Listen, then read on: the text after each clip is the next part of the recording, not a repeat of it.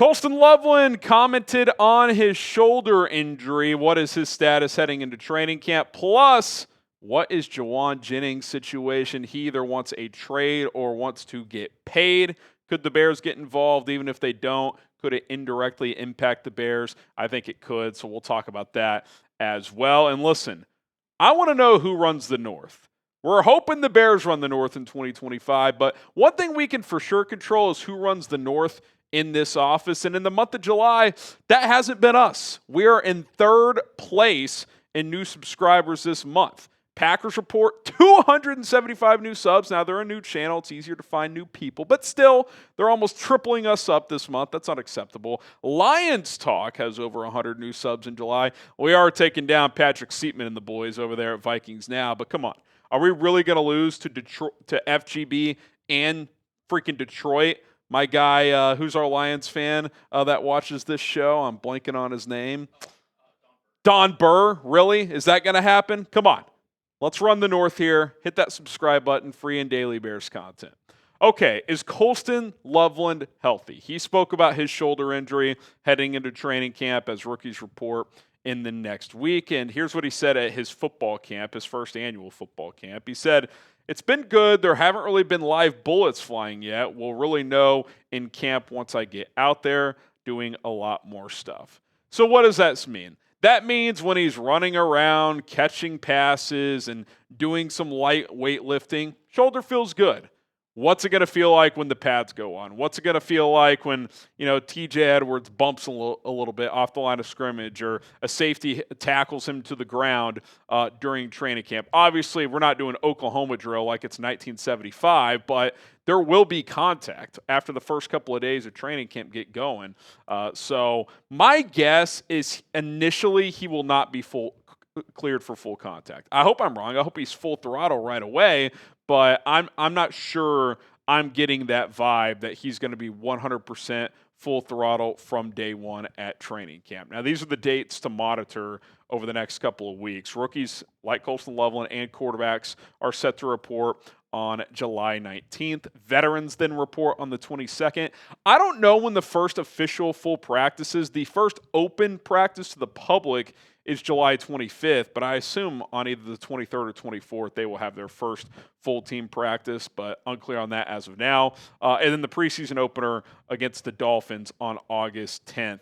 And ideally, he's ready to go for preseason. So even if he's not 100%, July 20th, July 25th, if he can be 85, 90% ramp up, and then by the time the Dolphins game gets here, really the joint practice, which is August 8th, be full go for that and participate there, that would be nice because those are the real next level competitive reps that can really carry weight. Obviously, we want him out there for every rep, but if he's full throttle 2 weeks into training camp, I think that would be a positive for Colston Loveland at this time because I don't think you draft the guy number 10 overall to not have him be a part of your team as a rookie, not a big part of your team. Now, the luxury you have is you do have Cole Kmet, and Colston Loveland doesn't have to be that top dog this year. But that doesn't mean you just want him completely easing into this season and not utilizing him at all. Like, this is a playmaker for your football team. You want him to be involved in the passing game early and often this year. And Ben Johnson in Detroit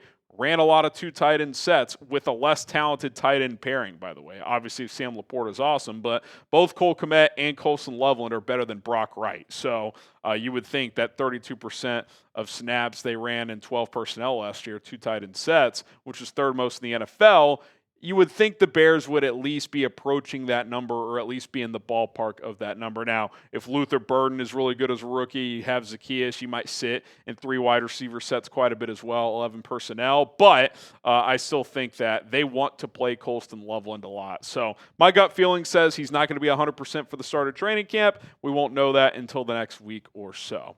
Who's going to have better stats in 2025? Not necessarily the bigger impact, who plays the most, better overall stats. Like when we look at the stat sheet at the end of the year, who's going to have more production? If you think it's Colston Loveland, type L. If you think it's Cole Kmet, type K.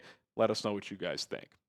I'm rocking this short sleeve hoodie right here. I've been telling you guys about it. Got one myself. Told you guys I would. And by the way, The difference from the photo of this is it's actually more of the natural Bears navy, which it looks even better in person if you ask me. And the deal is still intact, guys. It was $55. Now it's just $33.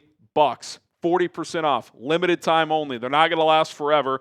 Chatsports.com/Bears hoodie. It's very comfortable, very loose, stretchy, but not super stretchy. Like it's a good fit. It's a good wear. You can wear it different times of the year. You could easily rock a long sleeve underneath this as well if you needed to. Pick one up right now. Chatsports.com/Bears hoodie. Okay, Jauan Jennings. Is he going to get traded? Well, it was reported this morning from Adam Schefter that he either wants a new contract or he wants traded. This was the tweet. Jennings, who's set to make $7.5 million this year, wants a new contract or a trade. The 49ers extended Jennings last year, but that does not change how Jennings feels about this year because they gave him, I think, 2 years, $15 million a year ago. Then he had a career year when he had almost 1,000 yards last year with Brandon Aiyuk and company missing time. And look, before you guys even ask, the Bears are not going to trade for Jauan Jennings. Why? They don't need Jauan Jennings. They have DJ Moore, Rome Odunze, Luther Burden, Olamide Zaccheaus. Not saying Jauan Jennings couldn't help this team. He's a really good contested catch guy, blocker, all that stuff. But the Bears have much bigger needs than wide receiver at this point in time. So why are we talking about it on the show? Well, the Bears do play the 49ers in Week 17 of this season. And that could be a team they potentially are jockeying for a potential wild card spot. That's definitely a possibility. So if they lose a guy like Jauan Jennings, well, that wide receiver room takes a pretty big hit, in my opinion, with how good he was last year. By the way, this is our 49ers report host, Chase Sr. depth chart. I would have Jennings ahead of Ricky Pearsall. And their number one, Brandon Aiyuk, is still rehabbing from a multi-ligament knee injury. Is he going to be ready week 1? That seems like a stretch. If Jauan Jennings isn't there to start the season, or if they have to trade him or whatever, they don't exactly have a great receiver room if he is not there. And even if he is there, when Aiyuk's out, it's going to be limited already. They could be in a tough spot. The 49ers could be in a little bit of trouble. They can't afford to lose Jauan Jennings, in my opinion. Ricky Pearsall is mostly unproven, had a couple decent games late in the year last year. Obviously suffered that gunshot wound earlier. I think it was in training camp, whenever that was. But San Francisco, who has hopes of being back in the playoff mix, listen, unless the Bears win the NFC North, a lot of teams going to be jockeying for those 3 wildcard spots. San Francisco could be one of them, and if Jauan Jennings isn't there over the course of a 17-game season, that could be the difference in a game or two between these two teams. And obviously they play each other in Week 17 on Sunday Night Football. That's a long way from now. My guess is they end up getting something done with Jauan Jennings, but they do have the cap space, but obviously, it's going to come down to how much money he wants, how much they're willing to give him. They do have a lot of cap space available, but they've kind of spent this offseason shedding off certain money. Are they willing to pay Jennings a hefty price tag considering how the Aiyuk thing played out last year? This account, which gets some 49ers scoops, 49ers Sports Talk, says that Jauan Jennings is looking to get something around the Jerry Jeudy Cooper Kupp contract, which is $15 to $17.5 million per year on an extension. That's on the high end of things, I would think. I would be thinking more like 13 to 15 for Jennings, because the first 3 years of his career, he mostly was just a role player blocker who would occasionally make a big play.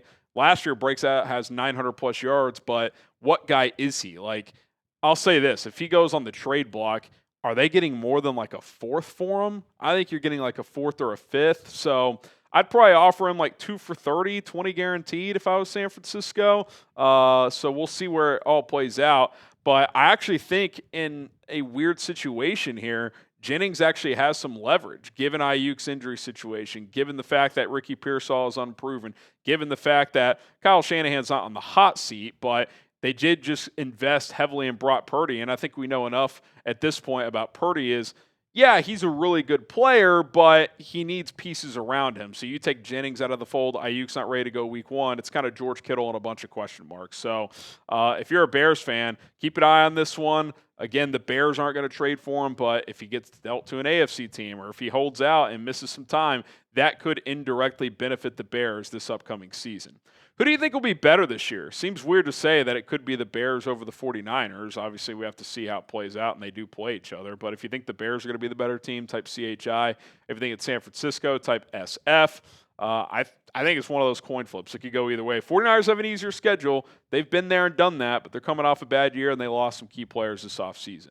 All right, that's going to do it for this edition of Chicago Bears Now. If you made it to the end of this segment, appreciate you guys. Hit that subscribe button on the way out. Don't forget, let's run the North here at Chat Sports.